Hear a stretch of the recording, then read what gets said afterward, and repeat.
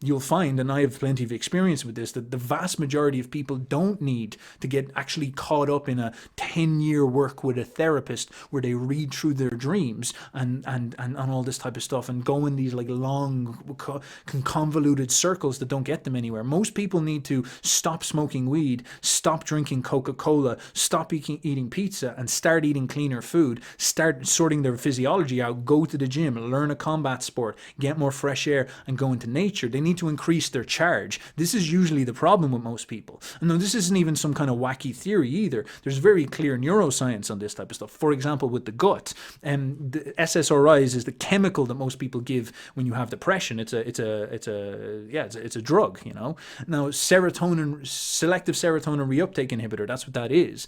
That's designed to help you deal with depression. It fixes your serotonin levels in your brain. But of course, if you eat a clean diet that's healthy for your gut bacteria produces 95% of your serotonin. And so if you want to fix your charge, like, you know, the neurochemistry is definitely going to affect your charge, well, correct your diet. There's project number one, you know, this type of thing. And it sounds too reductive. People are like, no, I don't want that. I want it to be complicated. I want it to allow me to flatter my coping, rationalizing, delusional mind. I want that to be center stage because that's what I understand, because I'm a neurotic stuck in my head and I want it to be that way. And it offends me that you try and make stuff this simple.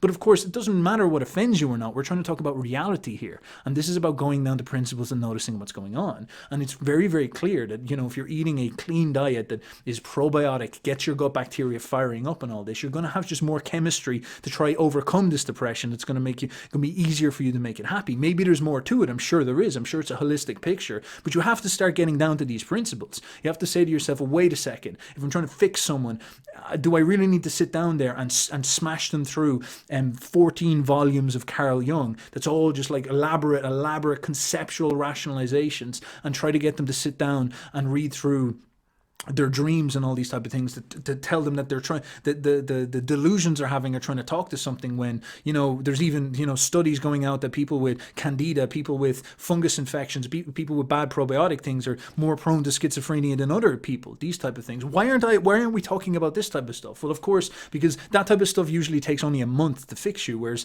a long therapeutic process can take years, and years of paying a therapist in order to do this. It's very, very fascinating how that type of stuff works. And of course, this is a really, really, really serious problem, because this whole idea of fixing the charge and empowering the charge also has to flatter things like ambition and will and creativity. And these things are things that often people who get into therapy and work in psychology don't have, because if they did, they wouldn't be so concerned about something like operating as the priestly type. They wouldn't do that. The priestly type is usually uniquely reserved for people who are low charge, people who are stuck neurotically in their heads. Instead, these people would go along and they would go out into the business world, they go out into the athletics world, they go out into the fighting world, they go out into the creative world. They're trying to make stuff, they try to do stuff. Because if you're high charge, you're going to be tortured by the idea of sitting around blathering for decades with people not getting them anywhere. You'd be like, I want to create life, I want to create art. You would understand instinctively, you would say, if I create a great work of art, it's going to save more lives and inspire more people than sitting for 20 years as a therapist. If I want to inspire people, why don't I become an athlete or something like that and do things that no one has ever done before? That will inspire people in this type of thing. These are very, very interesting and difficult problems that we have, and people can't confront them in these type of realms because it's so shocking to their sensibilities. It offends their, you know, identity. It offends this whole construction of a mind that they've created and all this type of stuff.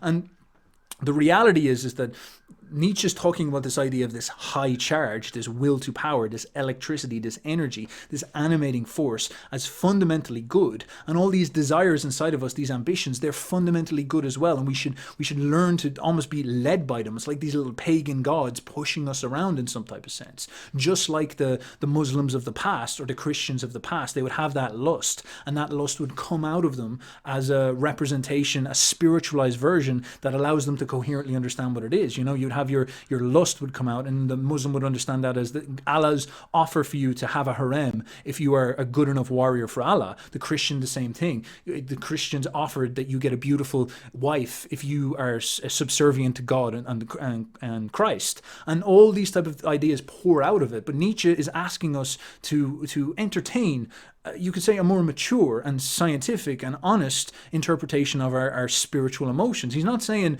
deny them and become a primal grug at all. He's saying, why don't you just understand them what they are and order these passions in the correct way? Connect with your lust and say, well, this, what my lust wants is a very profound experience of fertility and wants to be creative. And maybe I should just understand that for what it is, nakedly say what it is. Like, if we're going to be honest with ourselves and we dive down to this type of stuff, that's what it is. That's what's driving us. It's not this blather about like the ideology about how sexual relationship works. It's nothing to do with that. It's to do with what the actual passion says itself, and we should listen to that. No, we don't have to surrender to it, but we should be honest about what it wants. You should think about what it wants. Think about why life is driving this. Why does life want a man to procreate with lots of women? Because life would understand that most men don't procreate at all in nature. Most men die, and the best men have lots of girlfriends. This is also what the data says as well, and that's, you know, how things worked back then. And you should engage with nature in this type of way and understand nature's hierarchical